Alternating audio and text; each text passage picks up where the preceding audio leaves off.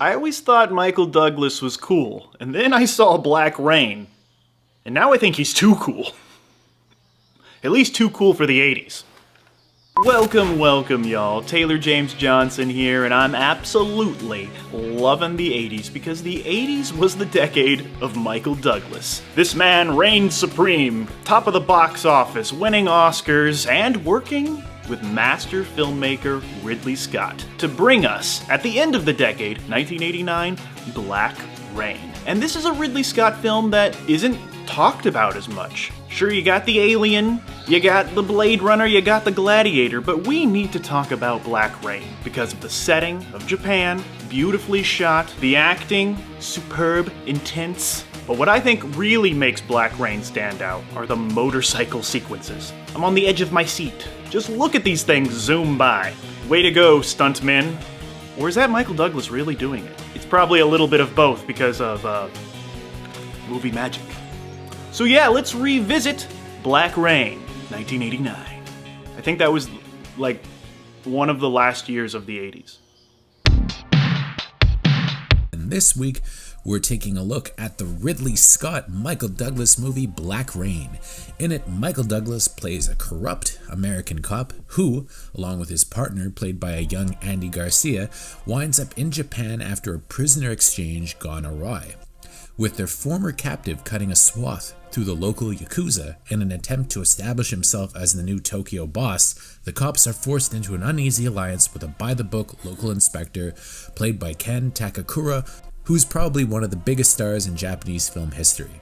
In addition to Michael Douglas, Andy Garcia, and Ken Takakura, this co-stars Kate Capshaw and Yasuko Matsuda, who was a big star in Japan in the 80s and who this was the last role of before he passed away tragically young to cancer. Directed by Ridley Scott, this has a great soundtrack by Hans Zimmer. Now, Michael Douglas was riding high in 1989. Following his Oscar win for Wall Street and Fatal Attraction's boffo box office, he was considered one of the most bankable actors in Hollywood.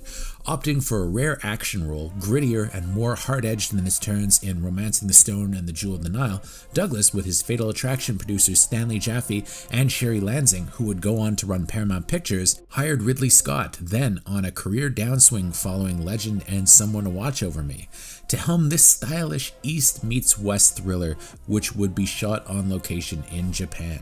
Despite critical acclaim and Douglas's star power, Black Rain was only a modest hit upon its release in 1989. It grossed $46 million, decent enough numbers for the era, but it wound up grossing far less than comparable action movies of the time, although worldwide it was a pretty solid hit, grossing an additional $88 million, while it also became a pretty hot rental on the VHS market. Nowadays, Black Rain remains popular amongst aficionados of 80s action cinema, although I'd imagine people that aren't into that genre probably know nothing about it. And I think it probably remains Michael Douglas's one real attempt to make an action movie on par with what Sylvester Stallone and Arnold Schwarzenegger were doing at the time. Sandwiched between Douglas's more well-known vehicles, with Basic Instinct, another giant hit just a few years later, and coming along at a fallow time in Ridley Scott's career, it remains a movie that's rarely discussed in examinations of either. Now, Black Rain is an 80s gem for many reasons. For one thing, Michael Douglas aces his anti-hero part while introducing him by staging a motorcycle race while he rides along to a Greg Allman song is maybe trying a little too hard to establish him as a sexy rebel.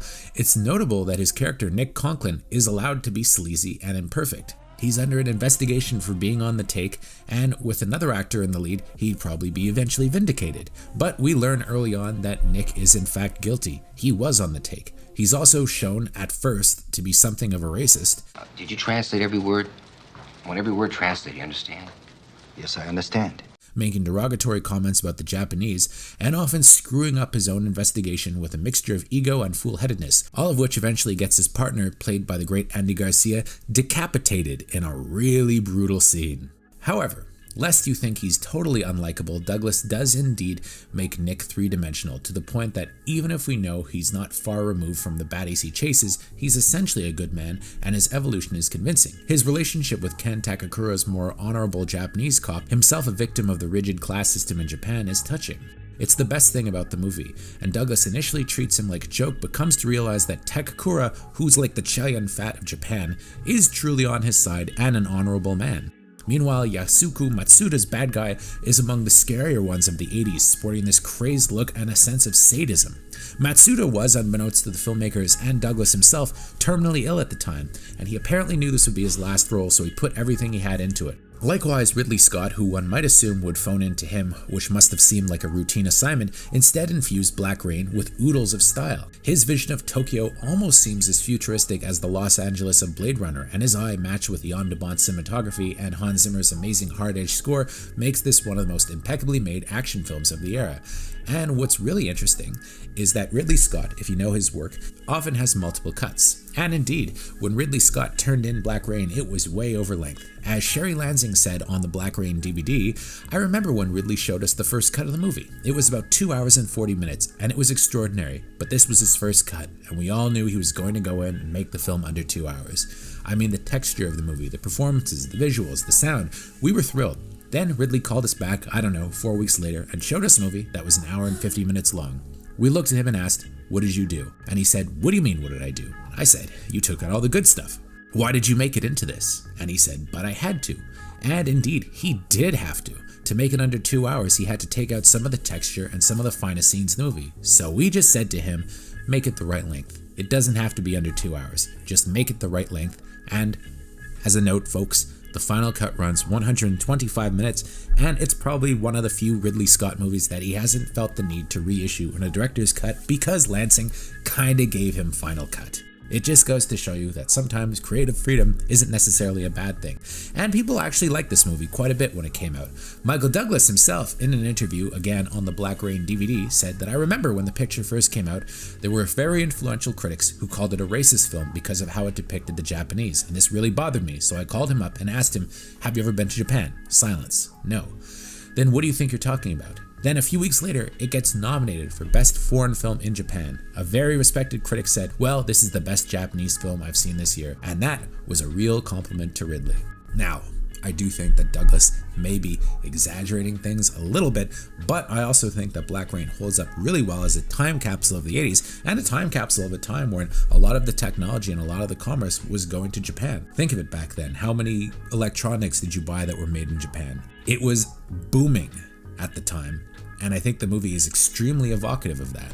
People might be a little bit upset if you haven't seen this movie that I revealed that Andy Garcia dies. Thing is, in cop movies, especially cop movies of the 80s and early 90s, the younger, more experienced partner is always going to die. It's just a given. Even as a child watching Black Rain, I had seen enough of these movies to know that Andy Garcia was absolutely doomed. And as an action junkie, you almost look forward to the partner dying because it'll kick the hero into high gear.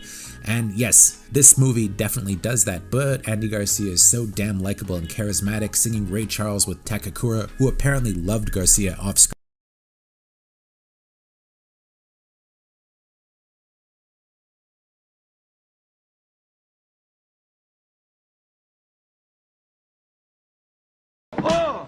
And busting Douglas's balls that, you know what, you kinda want him to pull through. All of this makes his eventual death all the more hard-hitting, with it being, in the annals of action movie murders, one of the most sadistic. I mean, Garcia literally loses his head.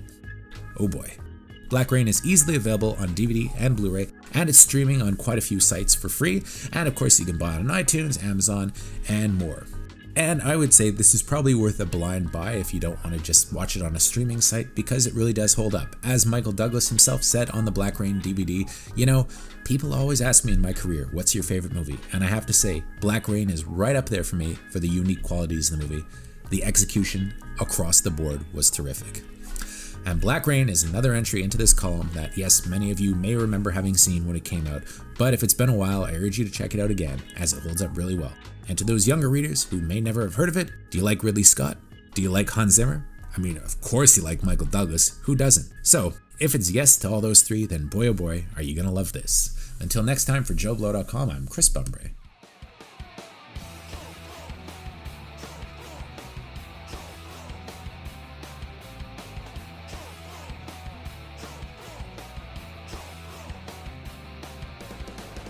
Thank you for clicking on our video, everybody. If you like what you saw here, please make sure you like the video and subscribe and share with your friends who like this sort of content. Joe Blow was created by movie fans for movie fans, and we appreciate your support.